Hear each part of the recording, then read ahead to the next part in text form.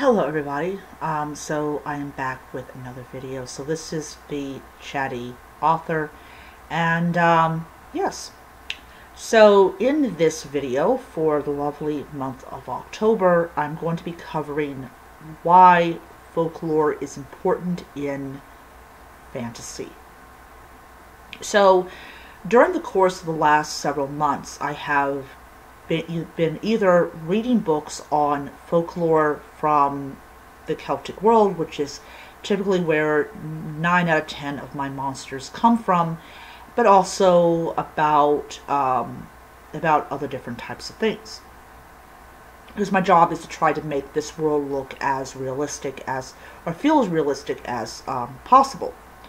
So folklore is essential in fantasy for one particular reason.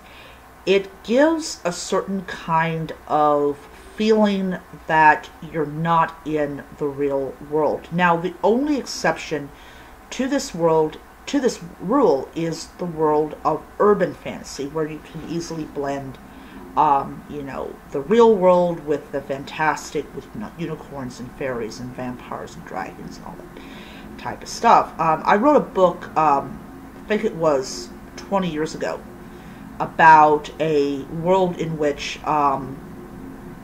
you had alley witches and you had dark necromancers, and this is my first time doing urban fantasy.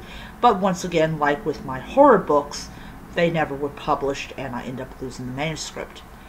But I did learn a lot from my attempt at urban fantasy, and I will forever be grateful for that lesson.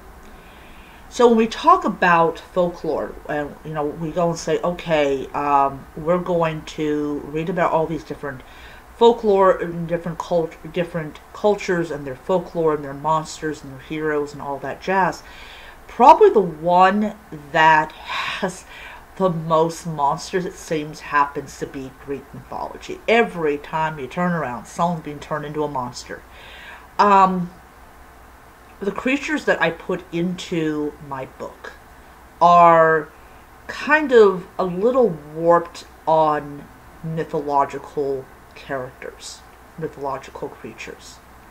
So you have unicorns that will eat your intestines while you're still alive. You have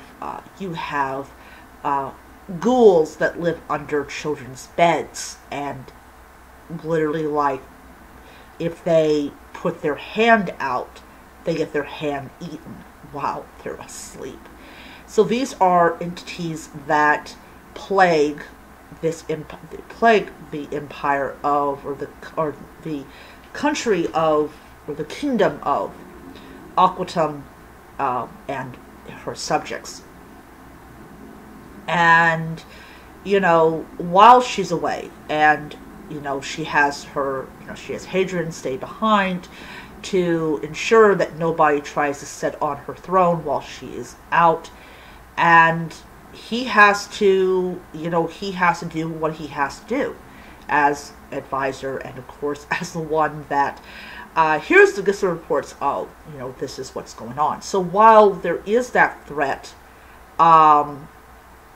that the kingdom could be overrun by one of the 5 enemies that her father managed to make over the course of his time, you still have the typical day-to-day kind of problems with these beasts and these magical creatures and stuff like that.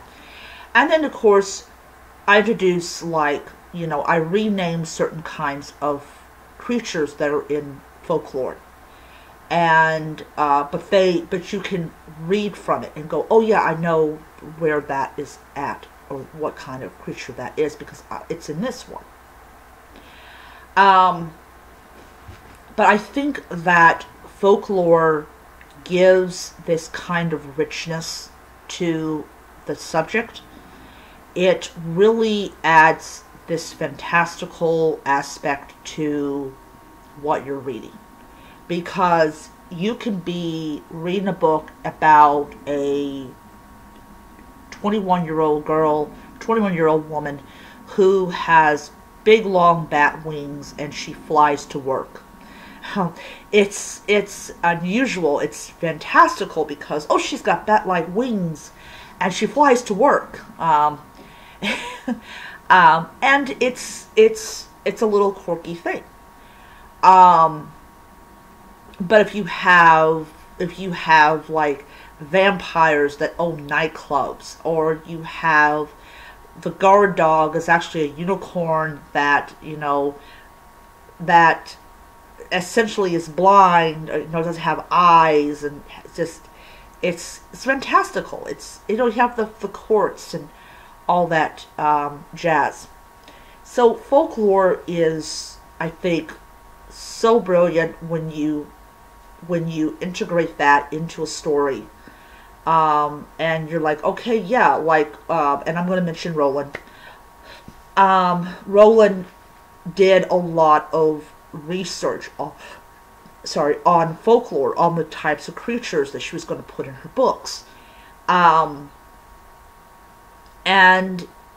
it's part of that process of like putting these things into a book, because you always have to have the hero always facing this monster or whatever.